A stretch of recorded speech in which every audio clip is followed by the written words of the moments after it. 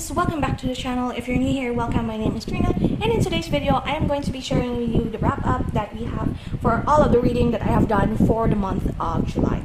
So the month of July is actually quite a chaotic reading month, simply because one, I did experience a little bit of a reading slump. I will talk more about that in a bit, and also there are a lot of adulting stuff that happened this month, so it was kind of like give and take what I could do for my body to not collapse.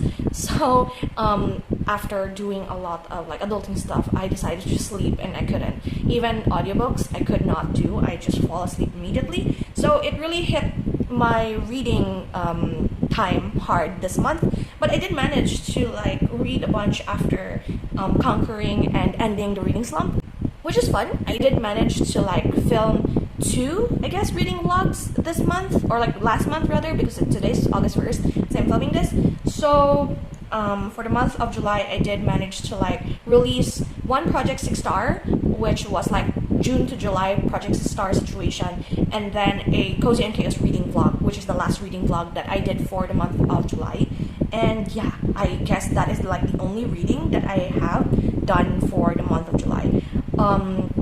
I am going to say this like in this video to make it official. I am probably going to just stop my Project 6 Star miniseries. I was attempting or like wanted to make it so that even though we have found our Project 6 Star, I would continue to film that video. However, views wise, not that views are really that important to me, but this project situation is like super time consuming to make. For like 2 to 3 views, I don't think that it was like worth it to do anyway. So I decided to just stop it and just fuse it with like my regular reading vlog situation. So we're going to proceed with the month of July. I'm going to skip a few pages because I did manage to somehow overflow some of my readings from the month of June to the month of July. Like I made my July monthly pages and then ended up reading a lot by the end of June. So this is where July started. I do have like a few pages here that are still part of the month of June. So we're going to start here. This is the first one that I finished for the month of July. It is City of Ghosts by V. Schwab. It is the Cassidy Blake series number 1. I think I did this, like I did manage to have like the TBR George. This is my reads for the month, and Cassidy Blake is like starting a new series, and I do have a page full of like series that I wanted to start. However, I chose the one that is a YA, or like almost like middle grade, I guess. This is like a younger of V. Schwab's like reading age, and all I can say in this book is that this is about a girl who somehow can communicate with ghosts. Her best friend is a ghost, and there is this like mysteries. Like she goes with what do you call this? Her parents, I believe, are like writers following like mysteries and ghost stories from different locations, and she tags along, and somehow she gets involved with whatever local ghost ghoul or mystery there is in the location where her parents travel. And all I can say is that there's a bunch of Harry Potter references in this. Like if you're a fan of Harry Potter, this is like you can see yourself in Cassidy and how she fangirls. Like I enjoy seeing her fangirl a lot, but it's sometimes like super over obsessed. So like okay, I did give it a 3 out of 5 stars. As I said, it's like YA or middle grade or something, so it's on the younger side of V. Schwab writing demographics. I really enjoy her adult books. Like I really love her Shades of Magic trilogy. I really enjoy her Villains trilogy as well. The Invisible Life of Adele Rue is also like a high 4-star for me. So trying out like a lower demographic, or younger demographic is the correct term. Younger demographic from V. Schwab is kind of like a little bit different, but not necessarily a favorite.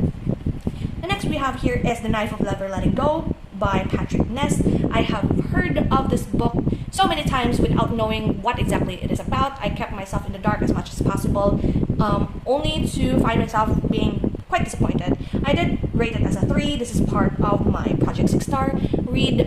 If you have watched my second video of the Project 6 Star, you would know how frustrated I was with this.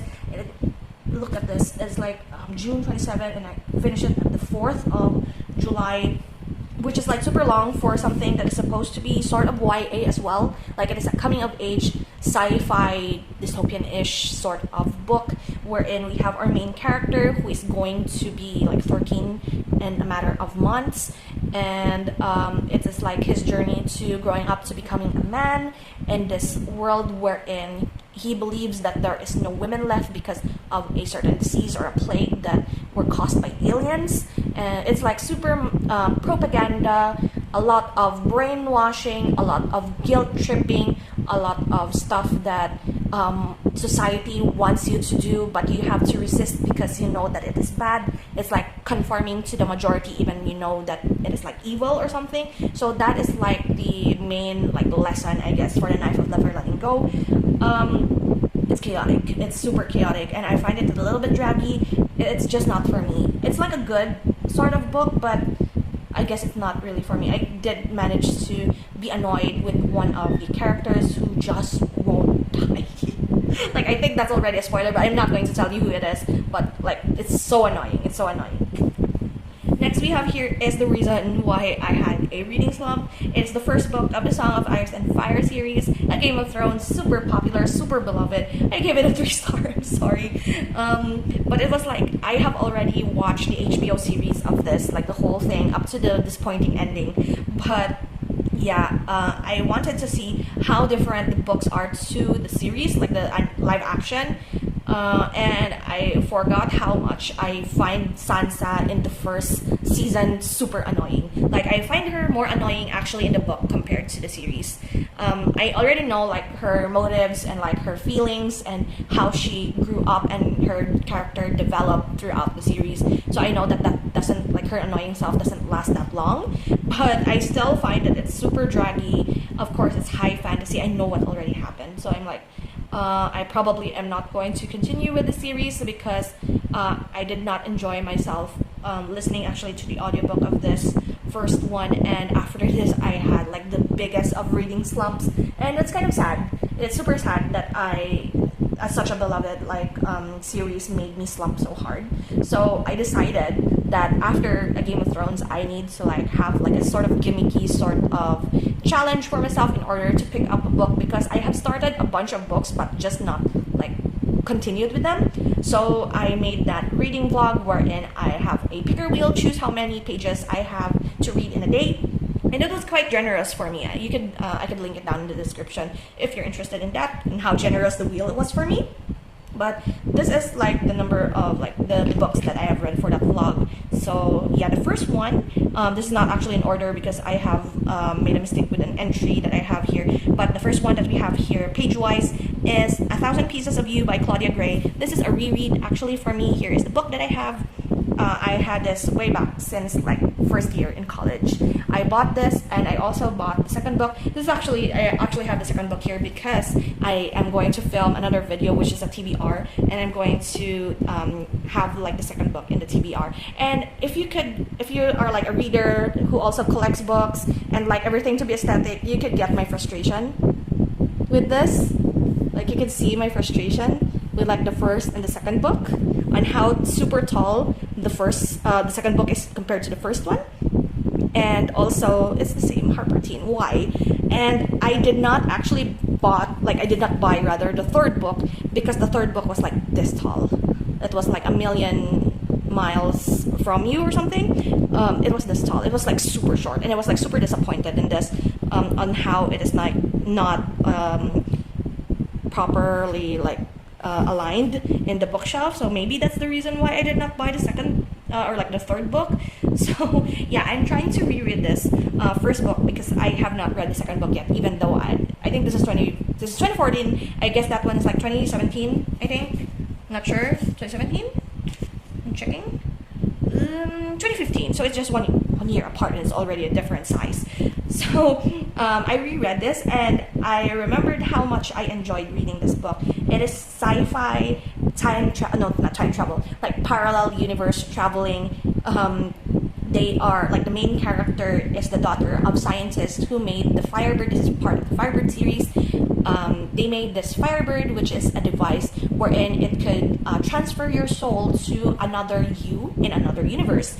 And it is a romance. It is a love triangle romance between the daughter of the two scientists and their student assistants. And we are led to believe that one of the student assistants, Paul, here in the synopsis, was the one who killed the father of the main character and jumped to another universe. And that is like the wild goose chase that happened in the beginning of the book. And we discovered what the feelings of the main character has towards the two boys that we have here, and what is the mystery behind why the killing happened. And yeah, it's quite interesting. I'm not going to spoil anything else. It's just that I remembered how emotional one part here is, because they are part Russian, and we have here one situation wherein she transported to her Russian self, and that's when she discovered more of herself and more about the boy that she eventually chose. And I'm not going to say who or which one she actually chose between Paul and Theo. So that is the first one that we have here, 3 stars, which is still fine. It's YA, so that's why maybe YA is no longer for me.